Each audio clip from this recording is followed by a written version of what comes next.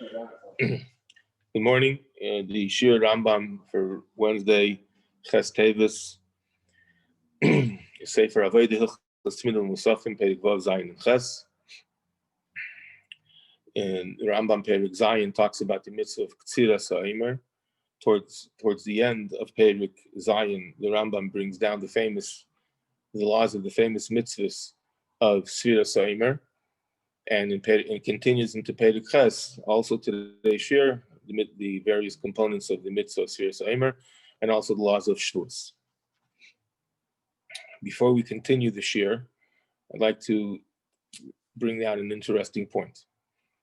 The Rambam writes in Halacha Chav Beis, mitzvah saseh lisper sheva shabbos tmimos b'yom havas omer. It's a mitzvah saseh to count the 7 weeks, 7 complete weeks, which we know as Sfiras Ha'omer, and he brings psukim. He counts the night of the 16th of Nisan, which we know is this as the second night of Pesach. Then in Halacha Chav Daled, the Rambam writes, mitzvah zu al kol yishmi Yisrael. This mitzvah of Sfiras Ha'omer is incumbent on every Jewish male. It's not limited to the Beis Hamikdash. It's not limited to the time of Eretz Yisrael. It's anywhere that Jewish people live and in any time. And women and slaves are exempt. Obviously, it's talking about Eved Knani, not Eved Ivri. Eved Ivri is Chayav b'chol mitzvahs. He's obligated in every mitzvah as a regular Jewish person. We're talking about an Eved Knani, a designation that designates him as obligated in mitzvahs like a woman. And if any mitzvah that a woman is exempt, he's exempt. One of the famous avodim that we are all familiar with was Tevi, the Eved of Rabbi Gamliel.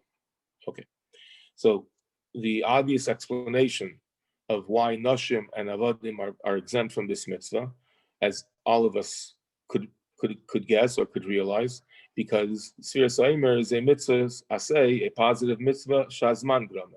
It's constrained by time, it's constrained by a period between Pesach and Shavuos. And kol mitzvah aseh shazman grama, Noshim peturis imanu. I'd like to share with you something interesting that I found in my research while preparing the shir, and that is as follows: that it seems that the Rambam does not say the reason that Noshim and Avodim are exempt from this mitzvah is because of a mitzvah saseh shazman grama. He says they're pater. He says they're exempt. And the same thing, if you look in the Rambam, throughout Rambam, in the various places where he does bring down the exemptions of women, he does not give a reason why women are exempt. He does not say, let's say, in the first time where he'll bring it down, whether it's Talmud Torah or some other mitzvah, matzah, whatever the mitzvah is, he will not say that the reason is because it's a mitzvah saseh shazman grama. And it's possible that the Rambam does not hold that the exemption of noshim, of women in a mitzvah saseh is because of this klal of it's a zman grama, but for other reasons. In other words, the Rambam won't accept lahalacha this a blanket statement that any time there is a zman grama, noshim are pater. So the interesting part is, we know that the Ramban, of course, argues on the Rambam learns that the Sfiras Ha'omer is a mitzvah sesa deraisa, and the Ramban argues. He says it's a mitzvah sesa, it's a derabbanan. So before we continue and we explain this halacha, what possibly the Rambam means is I'll ask another what I thought was a klutz kasha. What I thought was a klutz kasha as I was learning today's shir. And then I realized, I looked in various mefarshim, specifically in the Mafteach of the Frankel Rambam, and I found that none other than a great personage like the Ripperlo asks this question in his Agdama. Not that I'm a baki in the Agdamas of the Ripperlo, but it's brought down in the Sefer HaMafteach of the Frankel Rambam. And the question screams out. Why in the world does the Rambam bring down, this is something that bothered me for many years, why in the world does the Rambam bring down the halachas of Sfiras HaOmer and even Shuas, but let's focus now on Sfiras HaOmer in Hilchos Temidin Umusafin. L'chayra, at the very least, it should be as an adjunct to Hilchos Pesach, Hilchos Chametz Matzah. After Nusach Haggadah, you should say, in Leil Sheni, we start counting Sfiras HaOmer.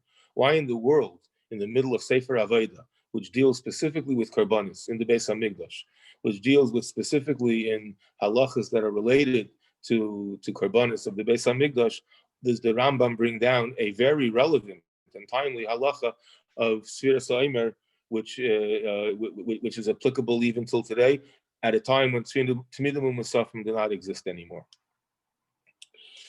So actually, what I'm about to say is not my own chiddush. I came across it while I was preparing, but I'll share it with you anyways.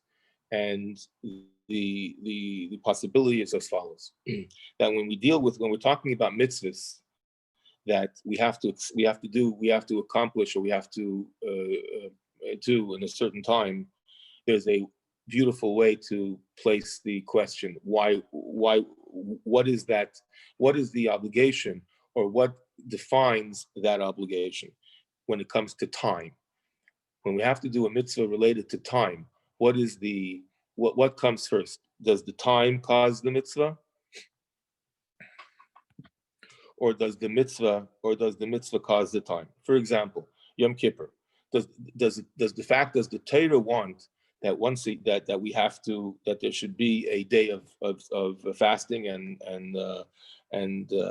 tshuva, and that should be specifically on the 10th of Tishrei. In other words, Torah wants that the 10th of Tishrei should be a day that is designated for Yom Tzom V'Tainus, or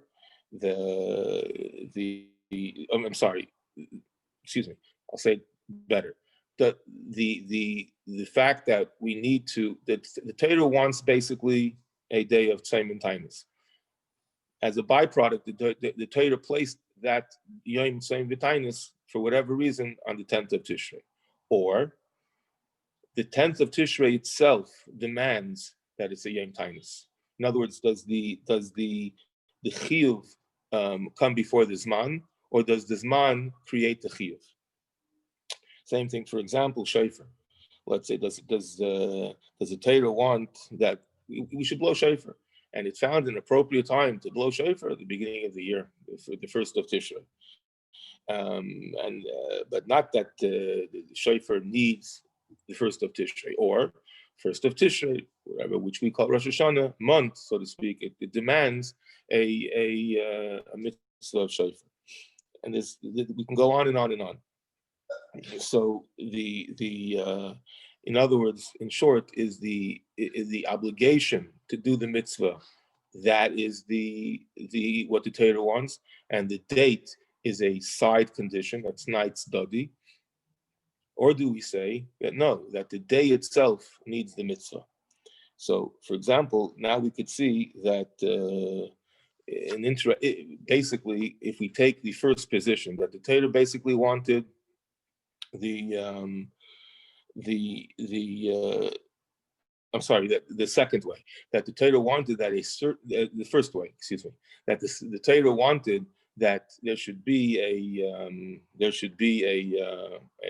mitzvah, and the Torah put that mitzvah, or that obligation, in a certain day, and that's why the Rambam doesn't call the halachas, for example, of Yom Kippur Hilchos Yom Kippurim. He calls it Hilchos Shvisas Asa, because or for example, in other words, the same thing with Sukkot. The Rambam doesn't call the halachas of what we know Sukkot, which would be the Sukkah, Lulav, etc. He doesn't call it. He calls it Hilchos Sukkah Lulav. In other words, because even though it's not that the day itself demands that exact mitzvah. It's that there's a combination of the two inyanim. However, when it comes to the mitzvah of Sfiras HaOmer, we could say, based on the understanding of what exactly the counting of the Omer is, that it's a mitzvah that the whole point comes from the time. not that the Torah placed the mitzvah in the time. The whole inyan, the whole mitzvah is neveya, is created, was brought out from the various times. The time between Pesach and Shavuos is not merely a hechitimtza, a byproduct of the fact that we need to find the time to count the Eimer, or we need to find the Eibishter in his infinite wisdom found an appropriate time to do this thing that he wanted, which is Sfiras Eimer. But the time creates, and the time month, so to speak, this mitzvah.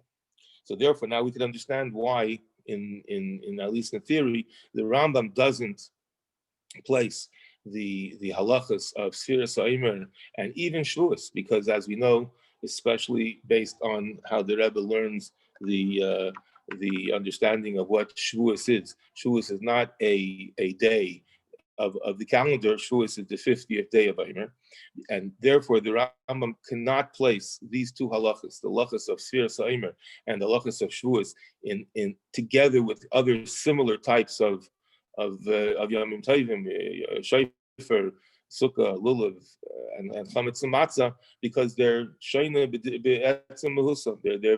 They're various different. The other ones, the Eibishter wanted you should blow Shofar, and the Eibishter placed the Shofar in Rosh Hashanah. The Eibishter wanted there should be a Yom Tzayim, and he put it on the 10th of Tishrei. The Eibishter wanted we should shake the Lulav, etc., etc. Eat matzah. It should be at the time when it's Ezechel Yetzias Mitzrayim. The halachas of Sfiras Eimer is a byproduct of the day itself. Okay, so there. Okay, very good. So now let's get back to the original Rambam that we began discussing. So Sfiras Eimer, there's two ways to look at it.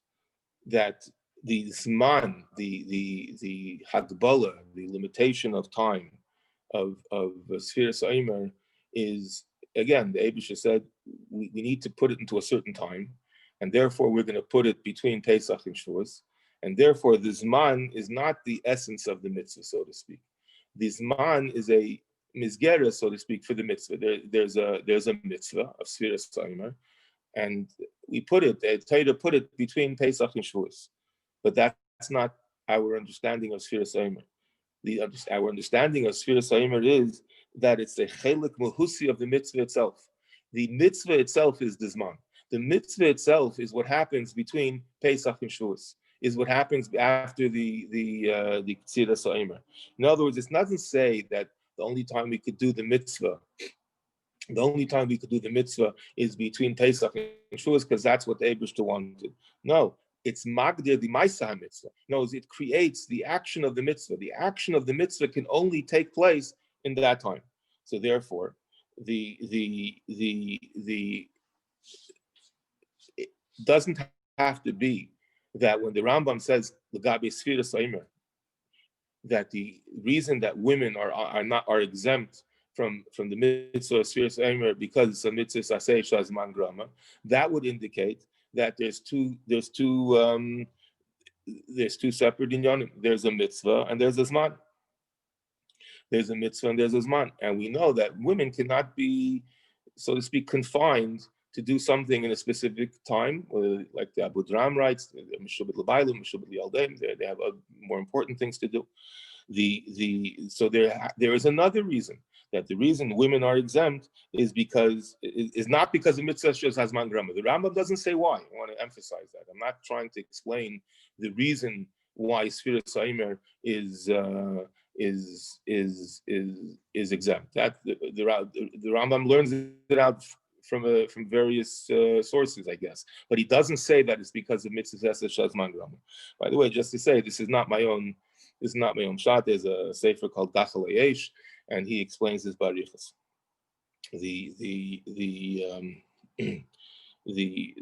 And therefore, it comes out quite interesting. Two things. Number one, if you take a look through the Rambam, every time the Rambam writes the exemption of women, he will it seems that he will never say that the reason is because of a mitzvah sasei shazman grama, even though it's a Mishnah, Kedushin. I'm not going to say that, but the Rambam doesn't rely on that type of exemption. So I guess each time we have and each time we have a mitzvah that women are exempt, we would have to figure out what's the Rambam's reasoning why they're exempt from that mitzvah. We can't just rely on a catch-all phrase of mitzvah sasei shazman grama. And number two, we have a beautiful understanding of why the Rambam brings such a relevant, actual, practical halacha of Sfiras Omer and Shvuos in a far-flung place, which you would never expect in the middle of the laws of Hilchos Temidin Umusafin. Like isn't.